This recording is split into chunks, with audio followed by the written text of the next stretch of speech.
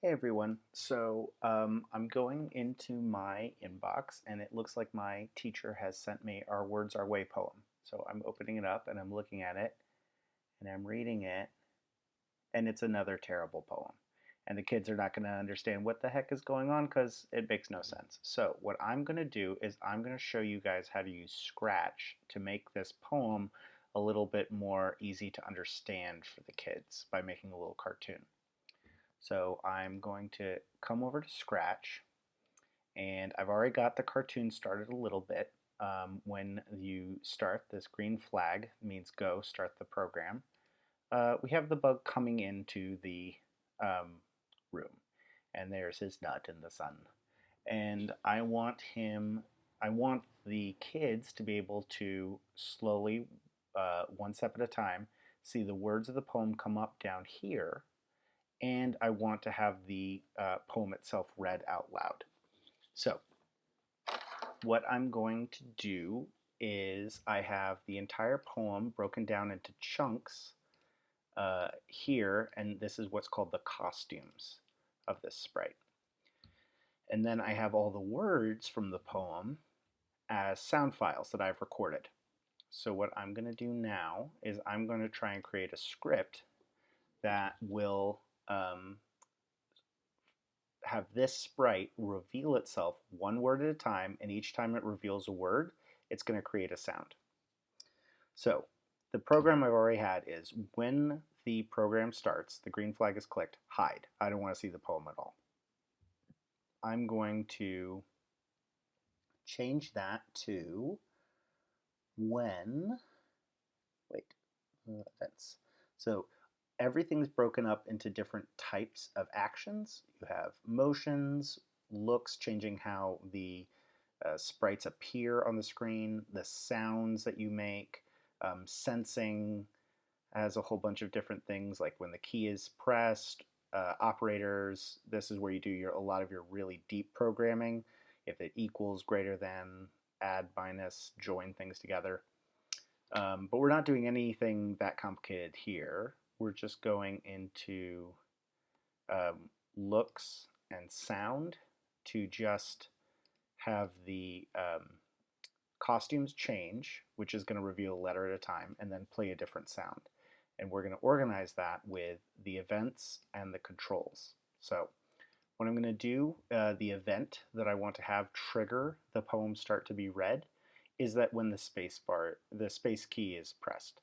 Every time you hit the space key, it's going to advance the poem one step at a time, and it's going to read the poem out loud. So right now it's still hidden, but I want to switch to costume 8. And so all costumes and everything are under the purple looks bar. So I have it out right now just to make this easier. And I'm going to put switch to costume 8, then show. And costume 8 is just the name of the costume that I made. They kind of go in backwards order from costume 8 to costume 7 to costume 6. If I was spending more time on this, I'd rename each of those so that I would know where they're supposed to be. That's just how it came out. So I say, when the space key is pressed, switch costume to costume 8, and then show, which is basically the opposite of hide, reveal it. Then play sound A. See, I've done a little bit better job here. The sounds are labeled each of the words, and I just do that up here. So I know exactly what sound it will play.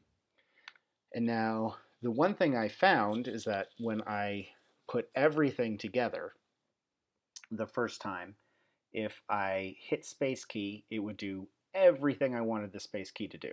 And, so it would just come up with this really crazy poem that all spoke at the same time. So I'm actually going to tell it to wait. Don't do anything right away.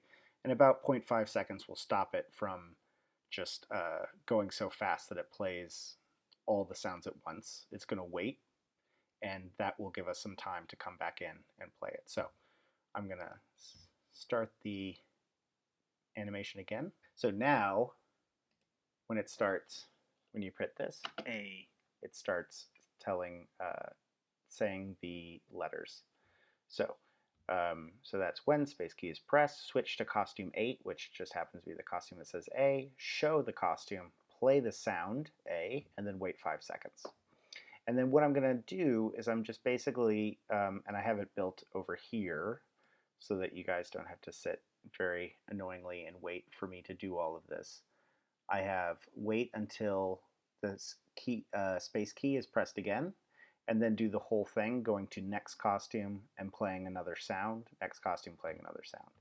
And that way we are going to have the whole thing show up. So I'm going to take this off. And I actually don't need that at the top, so I'll take that off. And it's just the same program repeated. Andy, my partner, who's a much better programmer than me, told me that this is a very unruly way to do it, and there's a better way, but it's late, and I'm not going to do it that way. So we are going to now go through the whole poem and see if it works. So here the bug came in, and now the kids are pressing the space bar to advance the poem.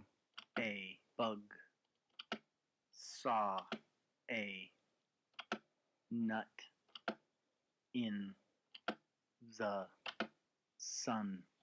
Okay, so now they can read along to the poem as the poem comes alive on the screen.